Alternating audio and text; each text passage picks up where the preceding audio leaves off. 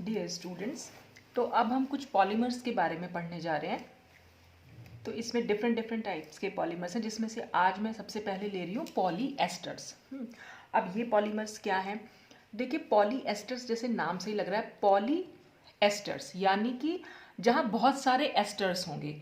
तो हम ये भी कह सकते हैं कि वो पॉलीमर्स जिनमें एस्टर लिंकेज होगा उनको हम पॉलीएस्टर्स बोलते हैं। तो इसमें लिखा हुआ भी है the polymers having ester linkages. और एस्टर लिंकेज क्या होता है? ये C डबल बॉन्ड O और उससे एक ऑक्सीजन जुड़ी हुई है, कार्बन भी कहीं ना कहीं अटैच होगा और ये ऑक्सीजन भी आगे कहीं ना कहीं अटैच होगी। तो जो ये लिंकेज होता है इसको हम एस्टर लिंकेज बोल देते हैं, आर कॉल्ड पॉलीएस्टर। तो जिन भी पॉलीमर्स में हमें एस्टर लिंकेज देखने को मिलेगा वो सारे हमारे पॉलीएस्टर्स कहलाते हैं। ये प्रिपेयर कैसे होते हैं? These are prepared by the condensation polymerization of dicarboxylic acid with diols। तो यहाँ पर हम कंडेंसेशन पॉलीमराइजेशन करवाते हैं। किस किस का? डाइकार्बोक्सिलिक एसिड ले लेंगे कोई और उसके साथ डाईओल्स, ठीक है, जिसमें डाईओल्स का मतलब जहाँ पर दो OH ग्रुप प्रेजेंट होंगे जिस भी कंपाउंड में। तो सम पॉलीएस्टर्स आर एज फॉलोज। तो कुछ पॉलीएस्टर्स हम यहाँ पढ़ने जा रहे हैं, जिसमें सबसे पहला है पॉलीइथाइलिन टेरीथैलेट, जिसको शॉर्ट में हम PET बोल देते हैं, और डेक्रन और टेराइलिन, या हम PET को डेक्रॉन बोल सकते हैं या हम इसे टेराइलिन बोल सकते हैं। तो ये क्या है? It is a copolymer. ये एक कोपॉलीमर है of terephthalic acid and ethylene glycol. Copolymer, ये मैंने सब अच्छे से समझाया हुआ है आपको पहले अपने प्रीवियस वीडियोस में, कि वो पॉलीमर जिसमें जो मोनोमर यूनिट्स होंगी वो डिफरेंट डिफरेंट होंगी, तो उसको हम कोपॉलीमर बोलते हैं। और एक होते हैं होमोपॉलीमर, जिसमें कि सारी मोनोमर यूनिट सेम होती हैं। तो ये कोपॉलीमर है किस किस का? टेरिथैलिक एसिड और इथाइलिन ग्लाइकॉल का। अब इसको हम प्रिपेयर कैसे करेंगे? तो द स्टार्टिंग मटीरियल, कौन से हैं स्टार्टिंग मटीरियल जिनसे कि पॉलीमर को हमें बनाना है, यानी कि टेरिथैलिक एसिड और ethylene glycol are prepared as follows. तो सबसे पहले हम इसमें जो इसके वो हैं स्टार्टिंग मटेरियल, यानी कि जो इसके मोनोमर्स हैं, उसको हम कैसे बना सकते हैं? तो टेरिथैलिक एसिड को तो हम बनाते हैं पैराजाइलिन से, और इथाइलिन ग्लाइकॉल को हम बनाते हैं इथाइलिन से। तो हमारा ये डाइकार्बोक्सिलिक एसिड हो गया क्योंकि इसमें दो कार्बोक्सिलिक ग्रुप प्रेजेंट है, और ये एक डाईओल हो गया क्योंकि इसमें दो OH ग्रुप प्रेजेंट है। तो बस इन्हीं दोनों की रिएक्शन से हमारे पॉलीएस्टर्स बनते हैं। तो पैराजाइलिन का अगर हम ऑक्सीडेशन करा दें तो जो CH3 ग्रुप है ये ऑक्सीडाइज होकर COOH में चेंज हो जाता है, और ऐसे ये वाला CH3 भी COOH में चेंज हो जाएगा। बाकी जो हाइड्रोजन यहाँ बचेंगे वो इस ऑक्सीजन के साथ वाटर बनाकर निकल जाते हैं। तो ये हमारा टेरिथैलिक एसिड बनता है पैराजाइलिन के ऑक्सीडेशन से। और इथाइलिन ग्लाइकॉल बनाने के लिए हम इथाइलिन यूज़ करेंगे, और इसकी रिएक्शन हम कोल्ड एंड डाइल्यूट KMnO4 से करा देते हैं। तो फिर इस रिएक्शन से हमें क्या मिलता है? यहाँ पर इथाइलिन ग्लाइकॉल मिल जाता है। तो इस तरह से हमारे जब मोनोमर्स बन जाते हैं, बस फिर इन मोनोमर्स की हम आगे रिएक्शन कराते हैं ताकि हम पॉलीएस्टर जो भी हमारा ये है PET या डेक्रॉन या टेराइलिन, आप कुछ भी कह लीजिए, जिसको कि जो कि हमारा पॉलीमर है उसको हमें प्रिपेयर करना है। तो ये मोनोमर कैसे प्रिपेयर होते थे वो हमने यहाँ दिखा दिया। अच्छा, अब फिर क्या होगा? फिर synthesis of terylene is carried out in the following 2 steps. तो टेराइलिन जो कि हमारा पॉलीमर है उसको हम 2 स्टेप्स में बना सकते हैं। कैसे? सबसे पहले हम क्या करेंगे? Terephthalic acid is first converted into the dimethyl ester. सबसे पहले हम क्या करेंगे? जो हमारा टेरिथैलिक एसिड है उसका हम डाइमिथाइल एस्टर बनाएंगे। अब एस्टर हम बना सकते हैं कैसे? एसिड और एल्कोहल की रिएक्शन से हमेशा एस्टर बनते हैं। तो यानी टेरिथैलिक एसिड की रिएक्शन हम किसी एल्कोहल से करा देंगे। अब देखिए टेरिथैलिक एसिड हमारा क्या था? जैसे हमने यहाँ पर ये बेंजीन रिंग हो गई, यहाँ COOH और ये भी COOH, ठीक है। तो हमें ये एसिड तो हमारे पास है, एसिड की रिएक्शन हमें एल्कोहल से करानी, हमने यहाँ पर मिथाइल एल्कोहल ले लिया। अब मिथाइल एल्कोहल से रिएक्शन होने के बाद होगा क्या कि यहाँ से ये वाला H और ये जो हमारा OH है ये वाटर बनाकर यहाँ से निकल जाएंगे। तो यहाँ पर हमने 2 मोल्स ऑफ CH3OH ले लेना है। तो यहाँ पर क्या होगा? ये OH और ये H निकलेगा, तो बचेगा क्या? हम इसको कैसे लिख सकते हैं? ये हो गया, ये C double bond OH, COH को हम कैसे लिखते हैं? C डबल बॉन्ड OH, इस तरह से तो लिखते हैं। तो बस हमने इसको ऐसे ही कर देना है, क्योंकि यहाँ से OH निकल चुका है तो खाली CO बचा है, तो हमने यहाँ CO लिख दिया। और बाकी क्या जुड़ेगा, ये OCH3 जुड़ जाएगा इससे, तो ये बन गया OCH3। और ऐसे ही दूसरे वाले मॉलिक्यूल, जो दूसरा वाला इसका COH ग्रुप है, उसके साथ भी मिथाइल अल्कोहल की रिएक्शन होगी और सेम यही ग्रुप जो है, यानी कि एस्टर ग्रुप हमें यहाँ पर मिल जाएगा। तो एसिड और अल्कोहल की रिएक्शन से एस्टर बनते हैं, तो ये हमारा जो है डाइमिथाइल एस्टर बन जाएगा यहाँ पर। अब जब ये एस्टर बनेगा तो this dimethyl ester is now treated with excess of glycol. फिर हम इसे ग्लाइकॉल की अधिकता के साथ ट्रीट करेंगे in an inert atmosphere at about 195 to 100 degree centigrade, मतलब इतना तक हमें इसको हीट करना है in the presence of catalyst. कोई भी एसिड या बेस हम यहाँ पर कैटलिस्ट ले सकते हैं। तो ये हमारा बन गया डाइमिथाइल टेरिथैलेट, यानी हमने जो डाइमिथाइल एस्टर बनाया था टेरिथैलिक एसिड को, ये था ना टेरिथैलिक एसिड को अल्कोहल के साथ रिएक्ट करके हमने जो ये कंपाउंड बनाया, यही कंपाउंड मैंने यहाँ पर बना रखा है। बस इसको इस तरह से लिख दिया। ये बेंजीन रिंग इसमें है, बेंजीन रिंग से COOCH3 एक साइड है और दूसरी साइड भी COOCH3 है, तो COOCH3 और COOCH3, तो ये डाइमिथाइल एस्टर है जिसका नाम हो गया डाइमिथाइल टेरिथैलेट। ठीक, अब हमें इसको एक्सेस ऑफ ग्लाइकॉल, हमने यहाँ पे 2 मोल्स ले लिए ग्लाइकॉल के, ग्लाइकॉल ले लिया हमने यहाँ पर अब कैटलिस्ट की प्रेजेंस में, और इसको हमने हीट करा दिया। तो यहाँ पर रिएक्शन में होगा क्या, 2 मोल्स ऑफ मिथाइल अल्कोहल यहाँ पर निकल जाते हैं। अब कैसे निकलेंगे वो, देखिए हमने क्या कर रखा है, ये हमारा कंपाउंड तो बन ही गया है। ठीक, इसी की रिएक्शन तो हमने ग्लाइकॉल से करा रखी है। तो ग्लाइकॉल हम कैसे यूज़ कर सकते हैं, यहाँ पर सपोज हम HOCH2 CH2OH लिख दिया। ठीक है, CH2OH और CH2OH, और ऐसे यहाँ पर भी HOCH2 CH2OH लिख दिया। तो हमने 2 मोल्स ले लिए। अब यहाँ पर ये कह रहे हैं कि 2 मोल्स मिथाइल अल्कोहल यहाँ निकल जाता है, तो यहाँ से क्या निकलेगा, ये वाला ग्रुप ऐसे निकलेगा, और ऐसे यहाँ से भी ये वाला ग्रुप निकलेगा। तो इस CO से ये CH2 CH2OH जुड़ जाएगा, और यहाँ पर भी इस CO से CH2 CH2OH जुड़ जाएगा। तो बस वही हमने यहाँ दिखा रखा है, ये बेंजीन रिंग बीच में है, COO, तो ये CO और O यहाँ पर बचा ही हुआ है अभी O, और फिर आगे है CH2 CH2OH, तो ये CH2 CH2OH और सेम यही ग्रुप दोनों साइड यहाँ पर हो जाएगा। तो ये क्या बनेगा हमारा कंपाउंड, डाइग्लाइकॉल टेरिथैलेट। तो जब ये डाइग्लाइकॉल, ये फर्स्ट स्टेप हो गया। अब फर्स्ट स्टेप में जो डाइग्लाइकॉल टेरिथैलेट है, thus obtained is now heated for about half an our.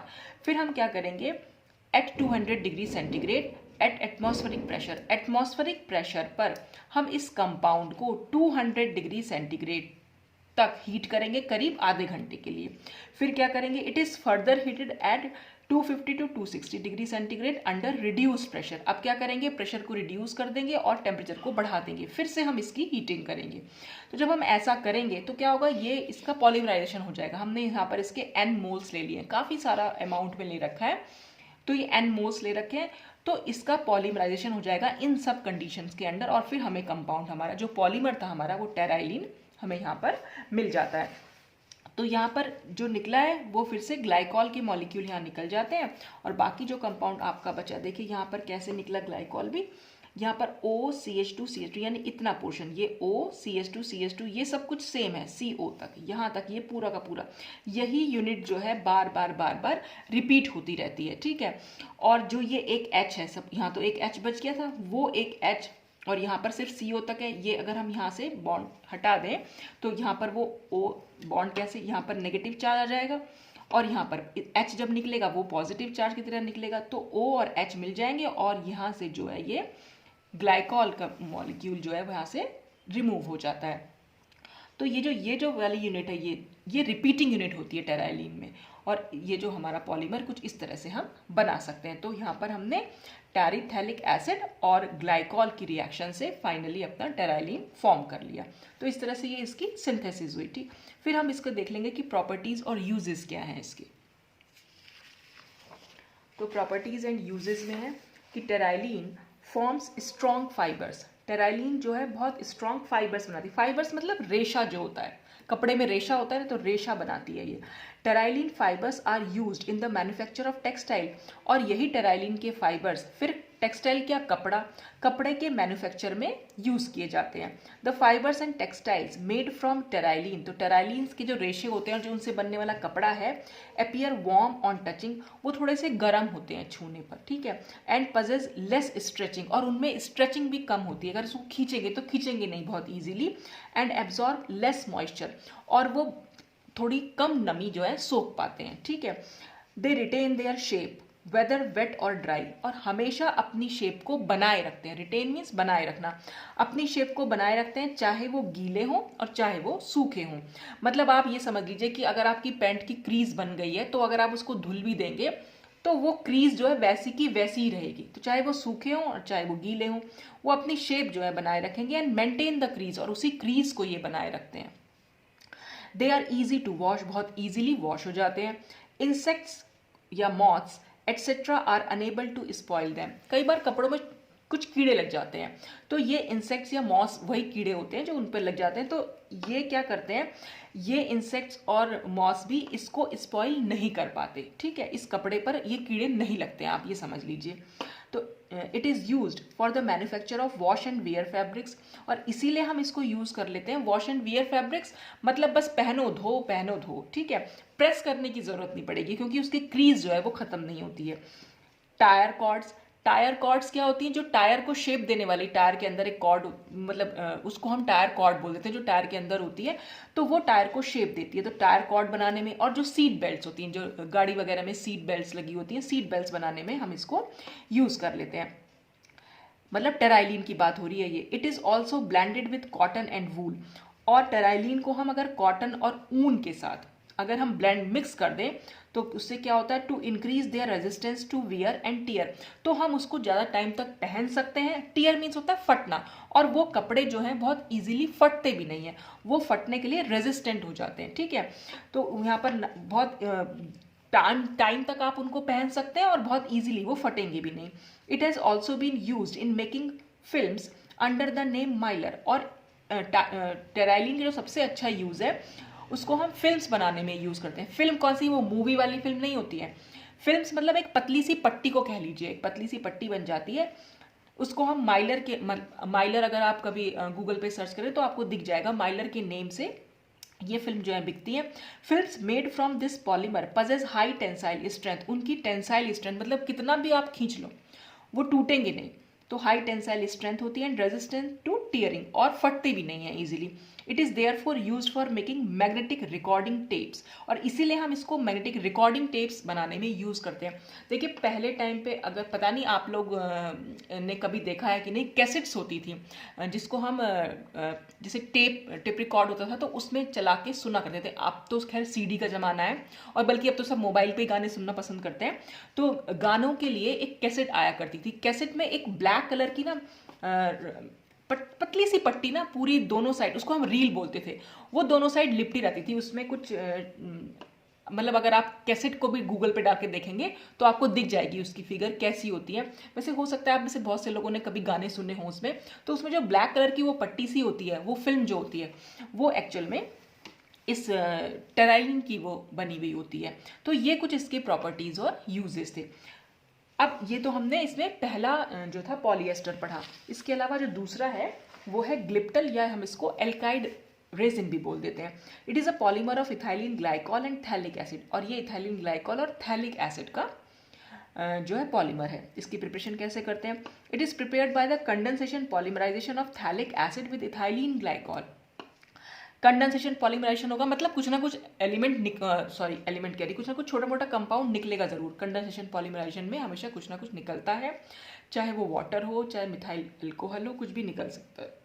अब इथाइलिन ग्लाइकॉल के हमने एन मोल्स ले लिए, और ऐसे ही हमने थैलिक एसिड के भी एन मोल्स ले लिए।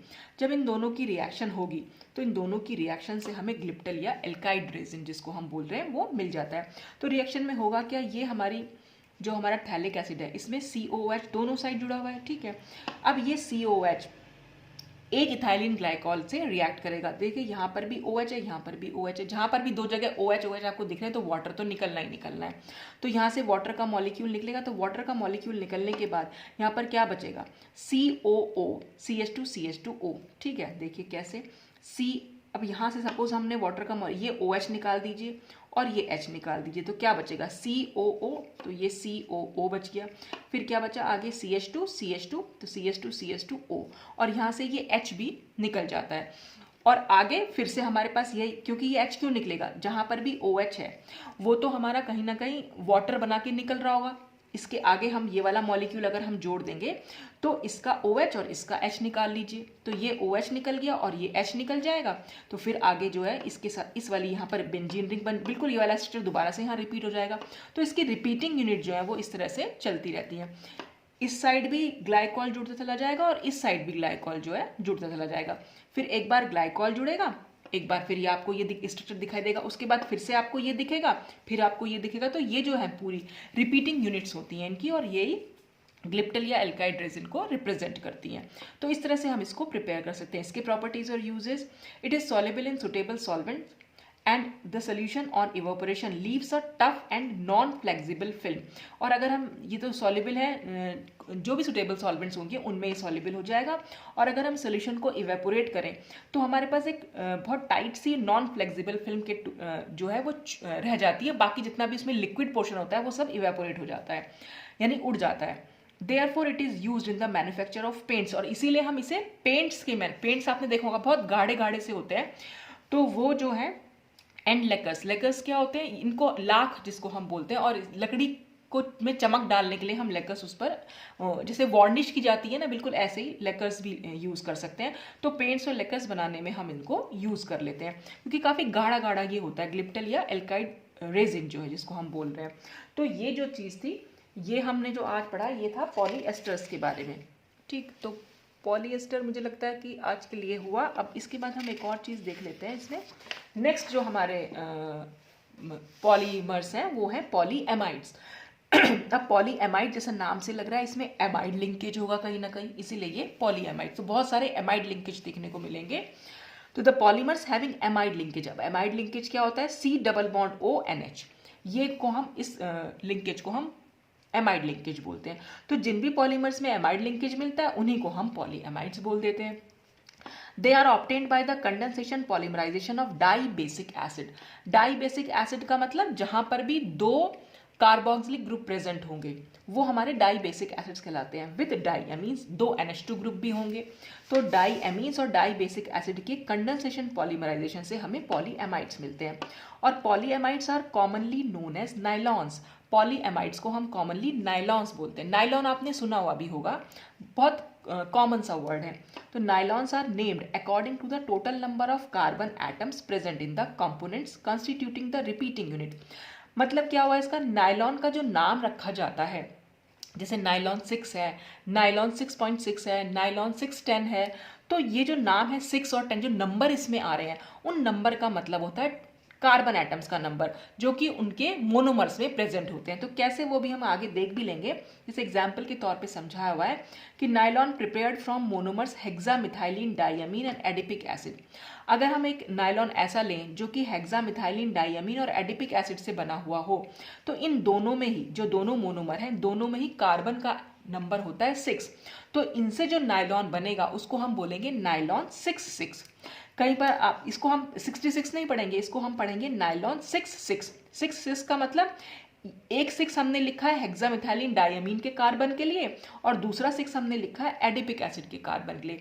तो इन दोनों में क्योंकि 6 ही कार्बन एटम्स होते हैं इसलिए हम इसको नाइलॉन 6,6 कह रहे हैं। कई में आप इसको बुक्स में इस तरह से भी लिखा है 6 और 6 के बीच में पॉइंट भी लगा रखा है, तो आप कैसे भी लिख सकते हैं, 6,6 लिख सकते हैं या 6.6 लिख सकते हैं, लेकिन पढ़ते जब हम इसको है तो नाइलॉन 6,6 बोलते हैं। ठीक है, अब कुछ इंपॉर्टेंट नाइलॉन्स हमने यहाँ दे रखे हैं। जैसे सबसे पहले नाइलॉन 6,6 जिसकी हमने अभी बात की, तो ये कौन से पॉलीमराइजेशन इसमें भी हम जो यूज़ करेंगे, जो इसके मोनोमर्स यूज़ करेंगे वो हमने यहाँ लिखे ही थे, हेक्सामिथाइलिन डाइअमीन और एडिपिक एसिड। और इसका जो केमिकल नेम होगा वो होता है पॉली हेक्सामिथाइलिन एडिपाइमाइड। तो ये इसका केमिकल नेम हुआ और ये इन दोनों का पॉलीमर होता है। तो इसमें दो मोनोमर हम यहाँ पर यूज़ करेंगे। अब नेक्स्ट पेज पर इसकी प्रिपरेशन देख लेंगे, कैसे प्रिपेयर करते हैं इसको। It is prepared by the condensation polymerisation of adipic acid and hexamethylene diamine. दोनों के कंडेंसेशन पॉलीमराइजेशन से बनेगा। On mixing the two in equimolar ratio a polysalt is obtained. अब क्या हुआ, हमने ये एडिपिक एसिड ले लिया और ये हेक्सामिथाइलिन डाइअमीन। अब देख लीजिए इस एडिपिक एसिड में कितने कार्बन आपको दिख रहे हैं, देखिए CH2 4 यानी कि 4 कार्बन तो ये है, 5वां कार्बन ये है, 6ठा कार्बन ये है, तो इसका मतलब एडिपिक एसिड में 6 कार्बन है। और हेक्सामिथाइलिन डाइअमीन में कितने कार्बन है, CH2 6 यानी कि 6 कार्बन यहाँ पर भी है, इसलिए इसका नाम नाइलॉन 6 हुआ। मतलब जो भी इससे बनेगा मोनोमर्स में, क्योंकि 6 कार्बन है तो इनसे जो भी पॉलीमर बनेगा उसका नाम हो जाएगा नाइलॉन 6। तो क्या होता है जब हम दोनों का इक्विमोलर रेशो लेते हैं, यानी जितना मोल इसके लेंगे उतने ही मोल हम इसके ले लेंगे, तो हमें एक पॉलीसाल्ट मिलता है। पॉलीसाल्ट कैसे मिलेगा, देखिए यहाँ पर आप रिएक्शन जो होगी यहाँ पर ये O और H है, ऑक्सीजन ज़्यादा इलेक्ट्रोनेगेटिव है H पर, तो इसलिए क्या होगा O और H के बीच का जो बॉन्ड है अगर वो टूटेगा तो वो ऑक्सीजन पर इलेक्ट्रॉन शिफ्ट हो जाएंगे। तो जैसे ही ऑक्सीजन पर इलेक्ट्रॉन शिफ्ट होंगे ऑक्सीजन पर नेगेटिव चार्ज आ जाएगा और H जो है यहाँ से H+ की तरह निकल जाएगा। ठीक ऐसा ही यहाँ पर भी होगा, यहाँ पर भी O- और H+ आप इसको लिख सकते हैं। ठीक, अब हम बात करें NH2 की। NH2 में क्या होगा, नाइट्रोजन जो H+ यहाँ से निकला, नाइट्रोजन के पास है यहाँ पर इलेक्ट्रॉन्स। ठीक है, देखिए मैं इसको ऐसे समझा देती हूँ, ये हमारा COH ग्रुप है। ठीक, अब यहाँ पर इधर की साइड में ये देख रही हूँ NH2 है, तो NH2 को हम कैसे लिख सकते हैं, नाइट्रोजन के पास 2 इलेक्ट्रॉन तो रहेंगे ही रहेंगे, लोन पेयर ऑफ इलेक्ट्रॉन होता है नाइट्रोजन पर। ठीक है, 2 बॉन्ड्स अगर इसके बने हुए हैं तो नाइट्रोजन के ऊपर हम लोन पेयर ऑफ इलेक्ट्रॉन यहाँ दिखा देते हैं, बल्कि 2 नहीं 3 बॉन्ड बने हुए हैं कि NH2 आगे जुड़ा हुआ है किससे, कार्बन से भी तो जुड़ा हुआ है, तो ये कार्बन CH2 6 मैंने ऐसे दिखा दिया, सपोज ये ऐसे। ठीक है, तो नाइट्रोजन के 3 बॉन्ड्स हैं और इस पर एक लोन पेयर ऑफ इलेक्ट्रॉन है। यहाँ पर हम O- और इसको H+ लिख सकते हैं, यानी ऑक्सीजन और H में O और H के बीच का बॉन्ड यहाँ पर टूटा हुआ दिखाया हुआ है और H पर जो पॉजिटिव चार्ज है ऑक्सीजन पर जो नेगेटिव चार्ज है, पर दोनों ने एक दूसरे को अट्रैक्ट किया हुआ है, आप ऐसे समझ सकते हैं इसको। तो जब इस पर पॉजिटिव चार्ज होगा और नाइट्रोजन पर लोन पेयर ऑफ इलेक्ट्रॉन होंगे तो नाइट्रोजन अपने लोन पेयर ऑफ इलेक्ट्रॉन इस हाइड्रोजन को दे देगा और इस हाइड्रोजन के साथ बॉन्ड बना लेगा। तो अब क्या नाइट्रोजन को हम कैसे लिख सकते हैं, NH3 और N पे आ जाएगा पॉजिटिव चार्ज। क्यों, क्योंकि नाइट्रोजन ने अपने lone pair of electron hydrogen को दे दिए, तो हाइड्रोजन का पॉजिटिव चार्ज तो खत्म हो गया, लेकिन नाइट्रोजन पर वो पॉजिटिव चार्ज आ गया, तो ये NH3 हो जाएगा और उस पर पॉजिटिव चार्ज। तो यही हमने यहाँ पर लिखा हुआ भी है, ये हमारा O- रहेगा। ठीक, फिर इसके बाद यहाँ पर ये भी O- है, ये हमारा NH3+ हो जाएगा, क्योंकि इस पर पॉजिटिव चार्ज है और इस ऑक्सीजन पर नेगेटिव चार्ज है, तो ये दोनों एक दूसरे से अट्रैक्ट होकर यहाँ पर रह सकते हैं। और ऐसे ही ये NH2, अगर ये वाला H निकलेगा तो ये इस NH3 से यहाँ मतलब NH2 से जाकर जुड़ जाएगा, तो इस पर भी पॉजिटिव चार्ज आ जाएगा। तो इस तरह से ये एक पॉलीसाल्ट यहाँ पर बन जाता है। ये एक एसिड है और वो एक बेस है, एसिड बेस की रिएक्शन से वैसे भी साल्ट बनते हैं, तो यहाँ पर वो सॉल्ट बनता हुआ हमने दिखा दिया। तो the polysalt is dissolve in water, इस पॉलीसाल्ट को हम वाटर में डिजॉल्व करते हैं and then treated at 220 degree under steam, और अंडर स्टीम प्रेशर इसको हम 220 डिग्री सेंटीग्रेड पर गर्म करते हैं।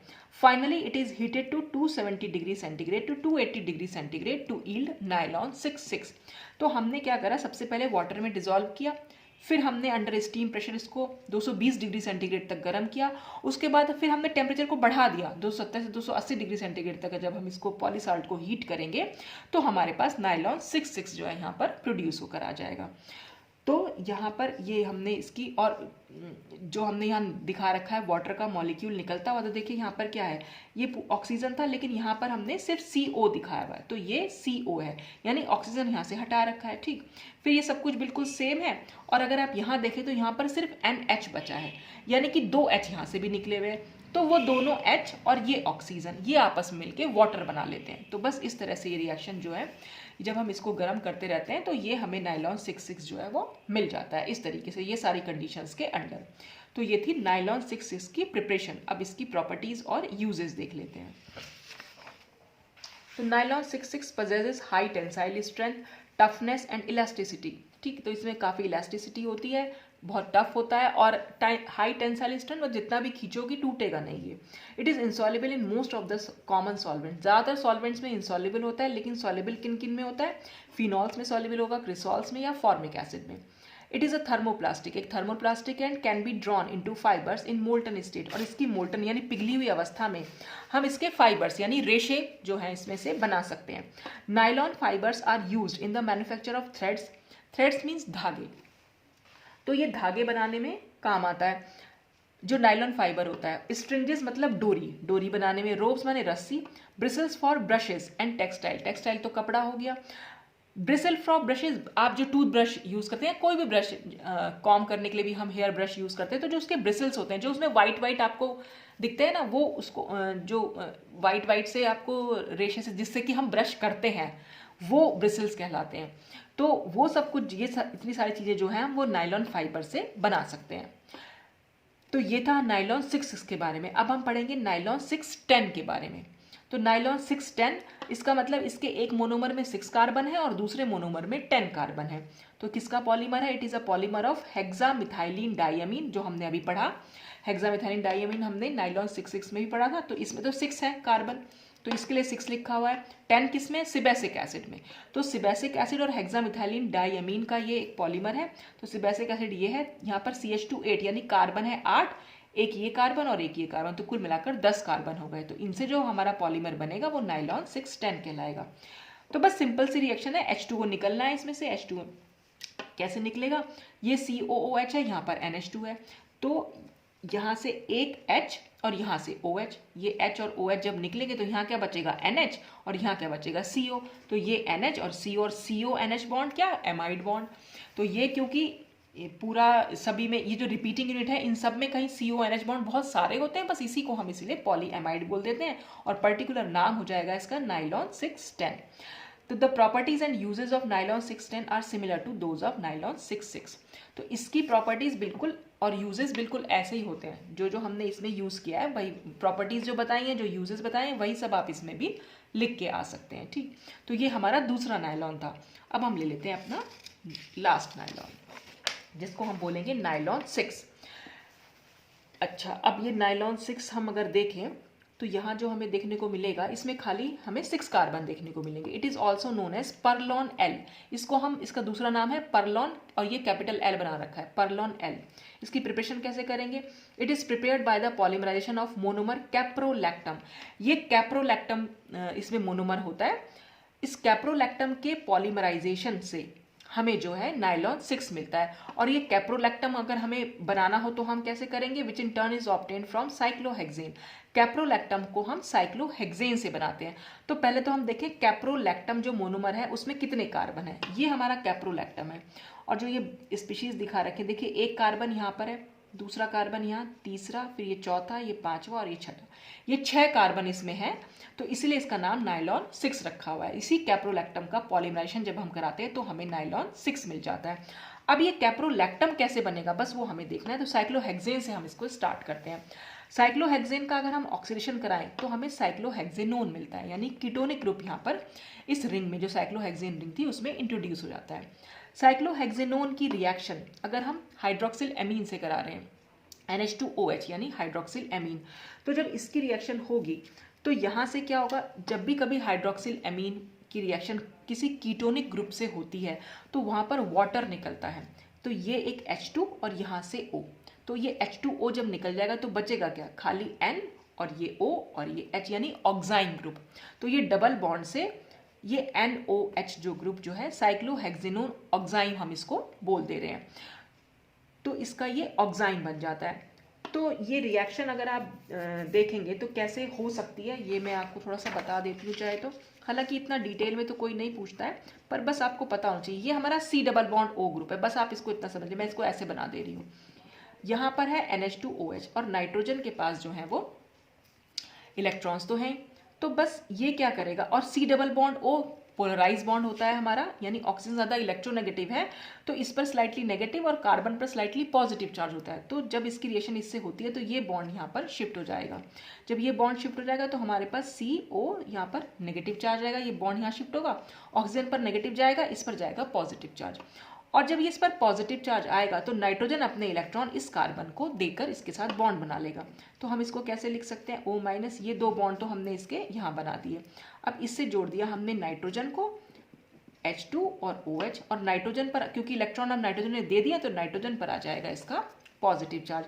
नाइट्रोजन के इस पॉजिटिव चार्ज को दूर करने के लिए यहाँ से एक हाइड्रोजन निकल जाता है। ये NH2 को अगर मैं ऐसे लिख दूँ, ये एक H और ये एक H, तो क्या होगा? ये इलेक्ट्रॉन यहाँ शिफ्ट हो जाएंगे, ये H जो है H+ की तरह यहाँ से निकल जाएगा। तो अब हमारे पास जो स्पीशीज बचेगी उसको हम ऐसे लिख सकते हैं O-, यहाँ से नाइट्रोजन है और इससे सिर्फ एक H जुड़ा हुआ रह गया और एक OH है और इस पर इलेक्ट्रॉन है। ठीक, अब यहाँ पर हम इसको कैसे दिखा सकते हैं, ये वाले इलेक्ट्रॉन जो हैं अगर हम यहाँ पर शिफ्ट कर दें, ठीक है, तो फिर क्या, और ये वाला H प्लस जो है और ये O माइनस जो है, ये एक्चुअली यहाँ पर माइनस और H प्लस दोनों आपस में जुड़ जाते हैं तो ये OH बन जाता है यहाँ। तो जब ये बॉन्ड यहाँ पर शिफ्ट होगा तो देखिए कार्बन के तो 5 वैलेंसी हो जाएंगी, 1 2 3 4, और जो यहाँ पर आएगा वो भी 5। तो जैसे ही ये इलेक्ट्रॉन यहाँ शिफ्ट होते हैं ये OH ग्रुप यहाँ से निकल जाता है। तो ये C, ये ऐसे, ये डबल बॉन्ड यहाँ N, और जो नाइट्रोजन ने क्योंकि अपने इलेक्ट्रॉन दे दिया तो इस पर पॉजिटिव चार्ज, ये O और H और ये H तो है ही। अब इस नाइट्रोजन के पॉजिटिव चार्ज को दूर करने के लिए ये H प्लस यहाँ से निकल जाता है। H प्लस यहाँ से निकल गया और अब हमारे पास क्या बचा, और ये H प्लस कहाँ जाएगा, ये इस OH के साथ जो निकला है यहाँ से उसके साथ वाटर बनाकर निकल जाता है। ठीक है, तो इस तरह से हम इसको रिएक्शन तो कार्बन के साथ डबल बॉन्ड NOH जो है यहाँ पर जुड़ा हुआ है, तो ये कार्बन के साथ डबल बॉन्ड NOH हमने यहाँ जोड़ दिया। तो कीटोनिक ग्रुप की हाइड्रोक्सिल एमीन से रिएक्शन कराने पर उसका ऑक्साइन बन जाता है। अब जब हमारे पास ये ऑक्साइन आ जाएगा, यानी ये कीटोन का ऑक्साइन है, तो हम इसको कीटो ऑक्साइन भी बोल सकते हैं। कीटो ऑक्साइन का मतलब कीटोन का ऑक्साइन। इस ऑक्साइन पर हम बैकमैन रीअरेंजमेंट कराते हैं। बैकमैन रीअरेंजमेंट में हम क्या क्या चीज़ें यूज़ करते हैं, एक तो H2SO4 यूज़ करते हैं फर्स्ट स्टेप में, सेकेंड स्टेप में हम वाटर यूज़ करते हैं। बैकमैन रीअरेंजमेंट का से होता क्या है, बैकमैन रीअरेंजमेंट में कीटो ऑक्साइन जो है एक एमाइड में चेंज हो जाता है। तो अब अगर फाइनल हम बैकमैन रीअरेंजमेंट देखें तो यहाँ पर जाकर ये जो है एक एमाइड में चेंज हो गया। फाइनली जो कैप्रोलैक्टम बना, एमाइड कैसे है, C double bond O NH, जहाँ पर भी C double bond O NH होगा वो एमाइड होगा। ठीक है, तो ये कीटो ऑक्साइन का एमाइड में चेंज हो जाना उसको हम बैकमैन रीअरेंजमेंट बोल देते हैं। तो इसमें हम सबसे पहले H2SO4 यूज़ कर रहे हैं। H2SO4 क्या, एसिड का क्या काम होता है, H प्लस को देना, तो ये H2SO4 H प्लस देता है। ये मैंने यहाँ ऊपर बना दिया कि ये H प्लस जो मैंने यहाँ लिखा है वो एक्चुअल में इस एसिड ने दिया है। तो यहाँ पर मैंने रिएक्शन डायरेक्ट दिखा दी, यहाँ पर पॉजिटिव मतलब पॉजिटिव H2SO4 समझ लीजिए। तो H2SO4 ने एक्चुअली H प्लस आयन दिया है, इसलिए मैंने प्लस H प्लस लिख दिया है इसको, यानी इस प्लस का मतलब है इसके साथ इस H प्लस की रिएक्शन होना। अब रिएक्शन होगी कैसे, क्योंकि ऑक्सीजन के ऊपर तो लोन पेयर ऑफ इलेक्ट्रॉन है, तो ऑक्सीजन जो है अपने लोन पेयर ऑफ इलेक्ट्रॉन इस H प्लस को दे देगा। तो जैसे ही इस H प्लस को दे देगा तो यहाँ पर क्या बन जाएगा, OH2 हो जाएगा। तो ये OH यानी वाटर हो गया एक तरीके से, और ऑक्सीजन ने क्योंकि अपने इलेक्ट्रॉन इसको दिए हैं इसलिए इस पर पॉजिटिव चार्ज गया है। अब उसी समय क्या होगा, जैसे ये हमारे पास कंपोनेंट बन के आता है तो यहाँ से ये वाटर का मॉलिक्यूल निकल जाता है। ठीक, वाटर एक बहुत अच्छा लिविंग ग्रुप है तो बहुत इजीली निकल सकता है। तो ये जब जैसे ही यहाँ से निकलेगा ठीक उसी समय ये जो बॉन्ड है यहाँ पर, ये बॉन्ड जो है यहाँ शिफ्ट हो जाएगा। ठीक है, अब ये बॉन्ड यहाँ पर शिफ्ट होने का मतलब क्या है, देखिए ये वाले जो हम रिंग देखें, ये रिंग 6 मेंबर है। 6 मेंबर का मतलब इसमें 6 कार्बन प्रेजेंट है, 1 2 3 4 5 6। और मैं ये कह रही हूँ नेक्स्ट स्टेप में क्या हो रहा है कि वाटर निकल रहा है और ये पूरा बॉन्ड जो है यहाँ पर शिफ्ट हो रहा है, यानी कि अब 6 मेंबर्ड रिंग जो है वो 7 मेंबर्ड रिंग में चेंज हो जाएगी। 7 मेंबर्ड रिंग में चेंज हो जाएगी तो हम इसको कैसे दिखा सकते हैं, देखिए हमारे पास क्या था, ये है हमारे पास N, यहाँ से हम OH2 को जब निकाल रहे हैं तो जैसे निकालेंगे नाइट्रोजन पर पॉजिटिव चार्ज तो आएगा ही आएगा। उसी पॉजिटिव चार्ज को दूर करने के लिए ये बॉन्ड जो है यहाँ से शिफ्ट हो रहा है इस पर। ठीक है, जैसे ये निकल रहा है उसी समय ये शिफ्ट हो रहा है। तो अब अगर हम इसको 7 मेंबर्ड रिंग में दिखाना चाहें तो हम कैसे दिखा सकते हैं, वो हम ऐसे दिखा सकते हैं। तो जैसे इससे ये बनाना अगर आपको ना आए, कभी कभी ऐसा हो जाता है कि हम बॉन्ड बना रहे हैं फिर भूल जा रहे हैं कि कैसे बनेगी रिंग, तो उसका सबसे अच्छा तरीका ये होता है कि आप क्या करें, नंबरिंग कर लीजिए। जैसे ये नंबर 1, नाइट्रोजन को नंबर 1 दिया, ये भी एक कार्बन है, यहाँ नंबर 2 दे दिया, ये 3 दे दिया, ये 4, ये 5, ये 6 और ये 7 नंबर। ठीक है, अब हम क्या कर रहे हैं, हमने ये बॉन्ड को इस नाइट्रोजन से लगा देना है, बस हमने सिर्फ इतना करना है। तो हमने ये नाइट्रोजन लिया, ठीक है, ये बॉन्ड हमने यहाँ लगा दिया, ये तो इस पर 1 लिखा हुआ है तो इसको 1 लिखा रहने दिया, यहाँ पर 7 लिखा है तो हमने इसको 7 रहने दिया। फिर हम आगे बढ़ेंगे, 1 के आगे क्या जुड़ा हुआ है, 2, और 2 डबल बॉन्ड से जुड़ा हुआ है तो हमने ये डबल बॉन्ड बना दिया, यहाँ पर 2 लिख दिया। ठीक है, 2 से फिर 3 जुड़ा हुआ है तो हमने 3 भी जोड़ दिया, 3 से फिर 4 जुड़ा हुआ है तो हमने 4 जोड़ा, 4 से 5 जुड़ा हुआ है तो हमने 5 जोड़ा, 5 से 6 जुड़ा हुआ है 6 जोड़ा, और 6 जो है 7 से जुड़ गया। तो देखिए कुल मिलाकर नंबरिंग अगर हम काउंट, वो मैंने ठीक से बना नहीं पाई हूँ, लेकिन अगर आप बनाएंगे तो कुछ इस तरीके से बन जाएगा। ठीक, अब देखिए यहाँ पर क्या हुआ, नाइट्रोजन से जो हमने नेक्स्ट कार्बन था, ये वाला कार्बन, यानी जो हमने ये वाला कार्बन था, इस कार्बन की अगर यानी सेकंड नंबर वाला कार्बन यहाँ पर 4 बॉन्ड से अटैच था, तो कार्बन की वैलेंसी तो पूरी थी 1 2 3 4। लेकिन जैसे ही ये वाला बॉन्ड 2 और 7 के बीच का बॉन्ड टूटेगा और 1 और 7 के बीच में बॉन्ड बनेगा, तो जैसे ही 2 और 7 के बीच का बॉन्ड टूटता है, यानी सेकंड नंबर अगर हम यहाँ कार्बन देखें तो उस पर हमें सिर्फ 3 बॉन्ड दिखाई दे रहे हैं, 1 2 और ये 3, होने चाहिए 4। तो एक बॉन्ड क्योंकि कम है और वो बॉन्ड क्योंकि यहाँ खिसक गया था, इसलिए इस कार्बन पर आ जाएगा पॉजिटिव चार्ज। तो ये हमने जो पॉजिटिव चार्ज दिखाया वो इस कार्बन पर दिखाया है। तो इस वाली पूरी रिंग में ये हमारी 7 मेंबर्ड रिंग बन गई, जिसमें 6 तो कार्बन है और एक नाइट्रोजन है। देखिए कैसे, एक कार्बन ये, दूसरा ये, तीसरा ये, चौथा ये, पांचवा ये, छठा ये और सातवां नाइट्रोजन हो जाएगा। ठीक, तो इसके बाद ये इस तरह से कुछ रीअरेंजमेंट हुआ। अब सेकेंड स्टेप में हम क्या करते हैं, इसमें वाटर ऐड करते हैं।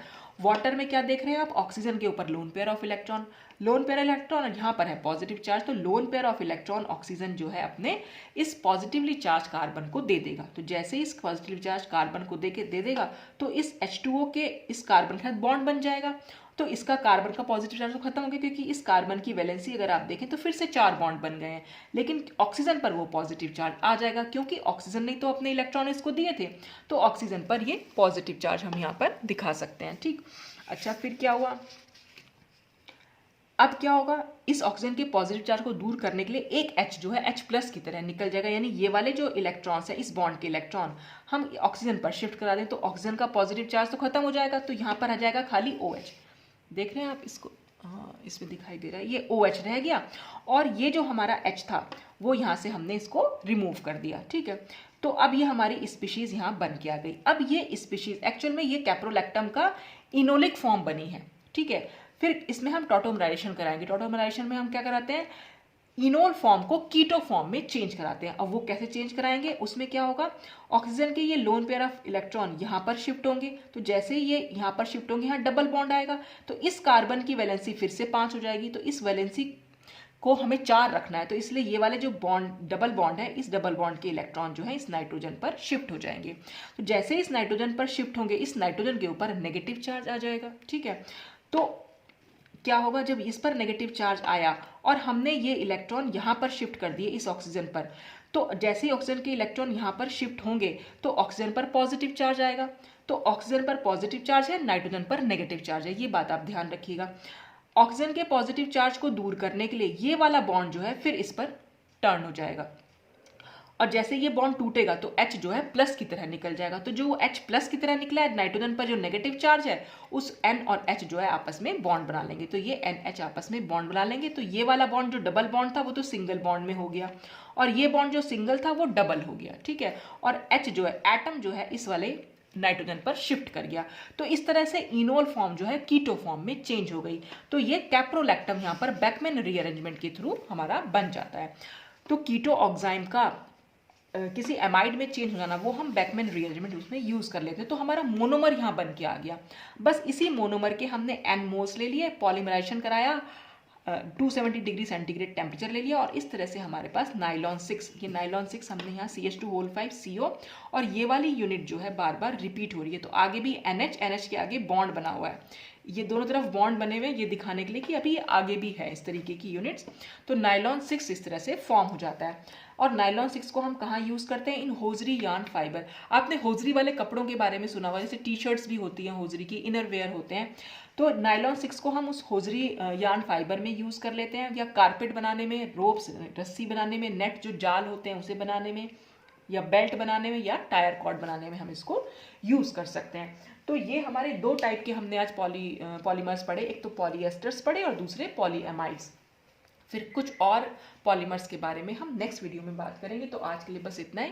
Thanks for watching.